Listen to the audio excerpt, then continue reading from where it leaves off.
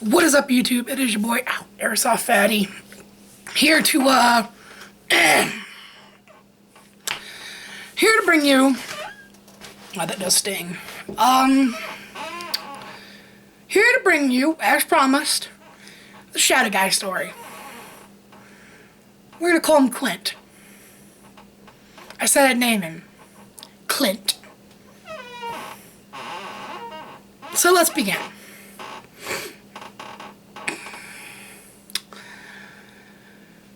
He showed up around 2008, December 30th. I can remember that day because he scared the living shit out of me the hardest that day. My father had just died December 20th, so it was like 10 days later this guy just showed up. How to explain how he looks? Imagine a very dark void, but give it the outline of a well-built man. I know some people out there who are skeptical of ghosts are going to say, oh, that's obviously your dad. No, my dad wasn't built like this. This guy is built like half-ass Hulk Hogan back when he was in the height of his heyday. I'm talking like buff Hulk Hogan, but only half of it. So, anyhow, what first started out is just seeing him at night, mainly. This is hard to do because I sound crazy when I talk about this. But, at first he would just sit there and stare at me. I'd wake up in the middle of the night, turn over, look in my closet, and he's just sitting there like this, or like this, or just like that. He would just stare at me. He does have white eyes. They don't glow, but they're white, and they're clearly white eyes. Sorry about the squeaky chair. I need to lean back and keep myself in order to think. So, after about a year, he moved on to physically coming to my bedside and sitting. At this point, I wasn't thinking he was violent, but he was still staring at me. And the stare he was giving me was one of intent of, I'm going to fucking kill you. So, of course, I tried to explain this to my psychiatrist. And originally, they wanted to lock me up in a facility. And after I explained to them that he wasn't talking to me or anything, they were like, okay, we'll just put you on some medication, see how that works. The medication made it worse, and I'm still on the same meds that have made it worse. Do not come to Battle Creek, Michigan. Horrible, horrible psychiatry system.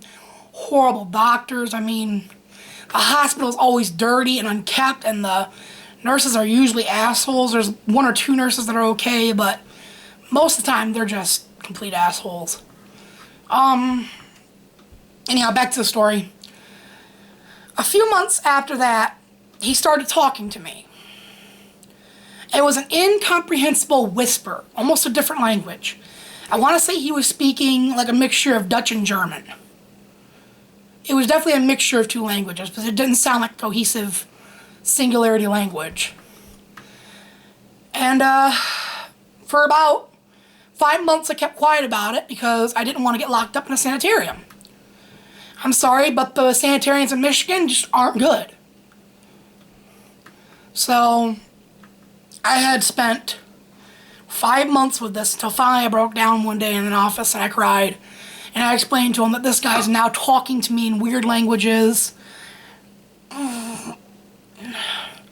Weird languages, and just, all in all, just being a royal dick in the middle of the night.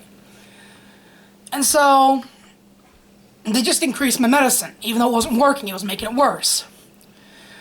Well, it worsened even worse. I started seeing him at school. Every time I was getting bullied, because at this point I was at the school I was at from when I was being bullied, and I tried to commit suicide. Yes, I can talk about my suicide stories on like Bully Awareness Day and Suicide Awareness Day. I will go ahead and do videos on them and make them the special videos for that. I'll tell my story. I've tried to commit suicide almost 45 times, but that was like 3 years ago.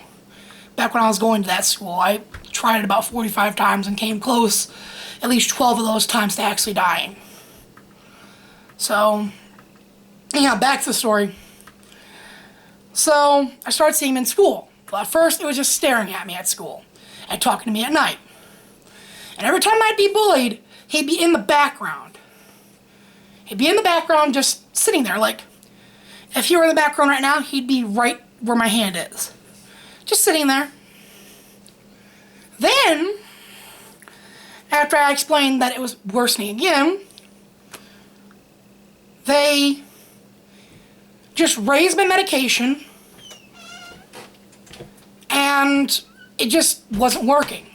He started talking to me at school. He started, you know, becoming very, I don't want to say Maleficent, because that's a movie, but he's becoming very hostile. And so, of course, I explained to the doctor, hey, this is worsening. Again, they said they wanted to lock me up. Well, I said, fuck that. So, I left that doctor, went to another one, and he still just upped my medication and put me on the shot form of one of my medications. That wasn't fun. It helps me calm down, but I still see the guy. I don't talk about him anymore because it's going to get me locked up into a sanitarium, which I don't want to do.